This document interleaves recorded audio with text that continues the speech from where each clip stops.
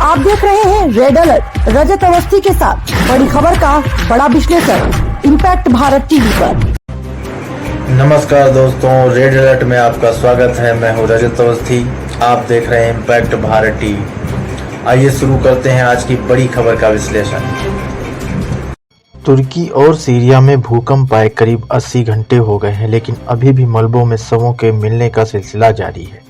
जहां सोमवार से पहले ऊंची ऊंची इमारतें थी, वहां अब सिर्फ मलबा है। मलबों से निकलती लाशें हैं। तुर्की और सीरिया में तबाही का मंजर लगभग एक जैसा है। अब तक दोनों देशों में 16,000 से ज़्यादा लोगों की जान जा चुकी है। तुर्की और सीरिया में कई भूकंप प्रभावित इलाके तो ऐसे हैं जहां रेस्क्यू टीम अभी तक पहुंच ही नहीं पाई है। जैसे जैसे समय बीत रहा है, मलबों में दबी जिंदगियों के बचने की आस कम होती जा रही है।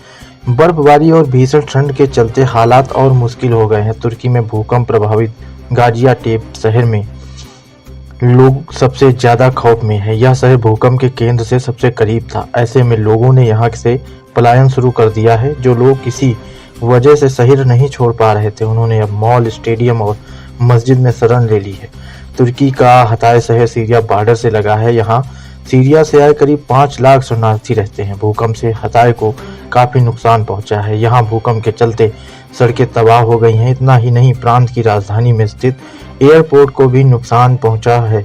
ऐसे में यहाँ मदद नहीं पहुंच पा रही है। भूकंप प्रभावित इलाकों में लोगों को खाने और शेल्टर के लिए काफ़ी संघर्ष करना पड़ रहा है। कुछ लोग ऐसे हैं जिनके अपनों ने अपनी आंखों के सामने मदद मांगते मांगते दम तोड़ दिया। ऐसे लोग लेकिन चाहकर भी उन्हें बचा नहीं पाए।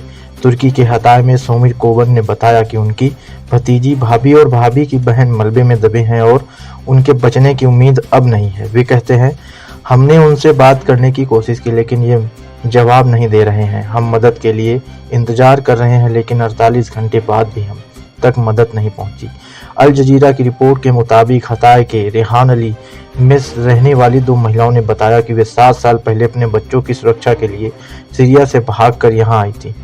दोनों के पतियों की सीरिया युद्ध में मौत हो चुकी है। उन्होंने बताया कि जब भूकंप आया वे किसी तरह से घर से बाहर निकले और लेकिन अब स्थिति सीरिया में हुई बमबारी से भी बदतर हो गई है। उन्होंने बताया कि जब वे सीरिया में रहती थी तो लड़ाकू विमान बमबारी करने आते थे। उनकी आवाज़ सुनकर हमें छिपने का समय मिल जाता था, लेकिन भूकंप हमें छिपने का मौका नहीं देता, बचाव का मौका नहीं देता। इसीलिए ठंड के बावजूद अब तक हम अपने टूटे हुए घरों में नहीं जा पा रहे हैं।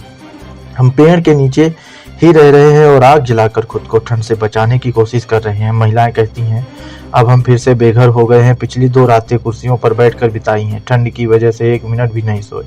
प्रशासन ने कुछ जगहों पर शेल्टर टेंट लगाना शुरू किया है, लेकिन हम तक कोई मदद अभी तक नहीं पहुंच पाई है। बच्चों के लिए खाना तक नहीं मिल रहा है। अगर कहीं बिस्किट या थोड़ा बहुत मिल रहा है तो वो बहुत महंगा है। लोग सामानों के लिए दोगुनी तिगुनी कीमत वसूल रहे हैं। ऐसी स्थिति गाजियाटेप की है। यहाँ सैकड़ों लोग सड़कों पर टेंट में रहने को मजबूर हो गए हैं। लोगों के घर तबाह हो चुके हैं और रात रात भर जाग कर इस मुश्किल वक्त को काट रहे हैं। यूक्रेन की शरणार्थी मीडिया होचारुकू कहती हैं कि वे अभी भी गाजियाटेप से निकलने की कोशिश में हैं। उन्होंने बताया कि जब भूकंप के बाद वे शहर छोड़ने के लिए बस स्टैंड पहुंची तो वहां भारी भीड़ थी। लोग हर कीमत में यहां से निकलना चाहते थे। ऐसे में मारिया यहां से नहीं निकल पाई। तुर्की सीरिया में अब तक 16,000 लोगों की मौत हो गई है। तुर्की और सीरिया में सोमवार को 7.8 तीव्रता का भूकंप आया था। भूकंप का केंद्र तुर्की और सीरिया के बॉर्डर के पास था। ऐसे में दोनों देशों में भारी तबाही हुई है। तुर्की और सीरिया में भूकंप से अब तक 16,000 लोगों की मौत हो गई है। तुर्की में अब तक 12,873 लोगों की मौत हुई है, जबकि सीरिया में 3,162 लोगों की जान गई है। दोनों देशों में 11,000 से ज़्यादा इमारतें तबाह हुई हैं। आज की बड़ी खबर का विश्लेषण यहीं तक।